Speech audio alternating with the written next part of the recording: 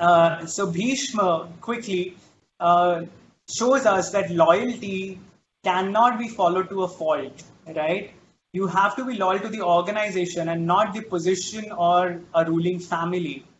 Whether it's a family-owned business, whether it's a private enterprise, you have to be loyal to the results or the goals or the visions of the company rather than one person.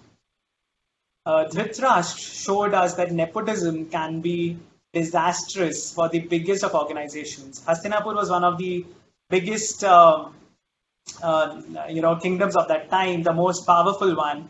Still, it got destroyed because Dhritarashtra let his favoritism rule. Even though the Pandavas deserved to have the throne, he let his favoritism for or nepotism for his own sons destroy Hastinapur. Duryodhan, again, much like Ravan, shows us that personal ambition cannot be the only guiding principle in your life. The Pandavas, after their exile, had asked for just 5 villages. And they had asked that we would be happy even if you give us 5 villages to rule. But Duryodhan refused. He had the entire kingdom with himself and he just had to share 5 villages, but he did not do that.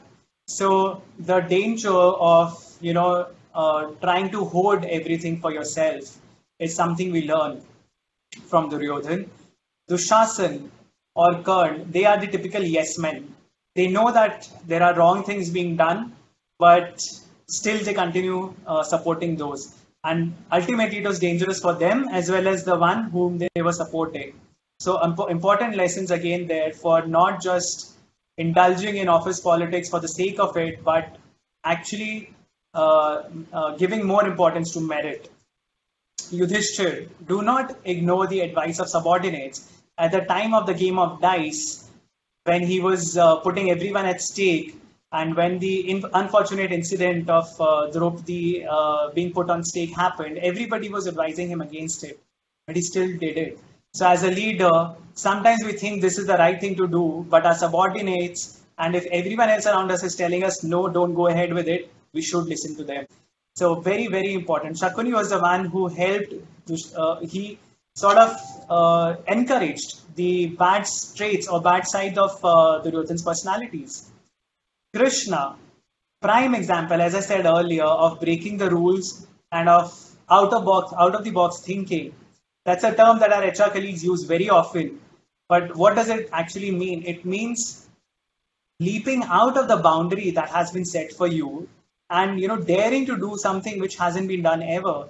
Krishna did things that no one ever imagined. He moved his entire population from Mathura to Dwarka because of the repeated attacks by Jarasandh. No one would have thought of moving an entire city. Krishna again, he was instrumental in organizing the Mahabharat war. No one would have dreamt of that happening. Krishna was the one who gave the lessons of Bhagavad Gita to bewildered Arjun right in the middle of a battlefield. No one would have ever thought of giving such a lesson, such a important, sublime lesson in such an unlikely location. So a lot of out-of-box thinking we can learn from the character of Krishna. Gandhari, she put a bandage around her own eyes so that she could give company to her husband, which was perhaps the biggest mistake she made because both of them turned blind to whatever was happening to the organization. So even if your superior may not notice certain things that are not going right, it is your responsibility as a leader in the organization to point out those. You cannot shut your own eyes to the wrong that is happening. Pandavas showed us how proper planning can help even a smaller force defeat a much, much larger force. It is only through planning that they could become the winners after losing consecutively for so many times. Kauravas show us how teams that are overconfident can actually destroy all that has been done for the project till then. There was planning from Bhishma, there was planning from Guru Dronacharya, there was a lot of seniors and veterans in the team. But in the end, they lost. They were all destroyed. Why? Because of overconfidence. They thought we have a much bigger force. What can Pandavas do against us? So they did not take them seriously. Arjun, who asked his doubts to Krishna right in the beginning, is a very important lesson, for planning. Whatever doubts you have, clear them before you start the project. You cannot start the war and then stop in the middle of it and say that, oh, no, no, no, I'm not going to kill my kinsman. If you have any doubts, you better decide whether you want to go ahead with the project or not right in the beginning, not in the middle.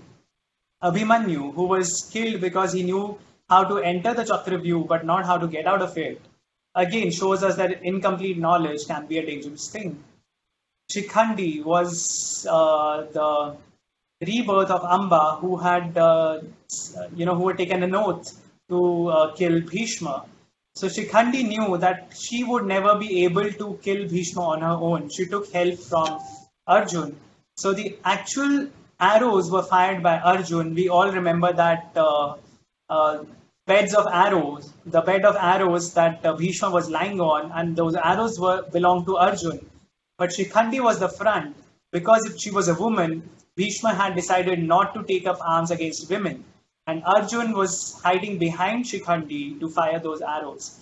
So we all should know our place in the organization. If Shikhandi had a false sense of ego, she would have said, no, I will kill Bhishma because I have taken that oath. But no, she became an instrument in getting that done. So that was good enough for her. So every team member should know their place in the working of the team. Draupadi, I think it is ambition. History into stories and heroes into legends. We may not believe that these people ever existed, but their lives can still teach us so much.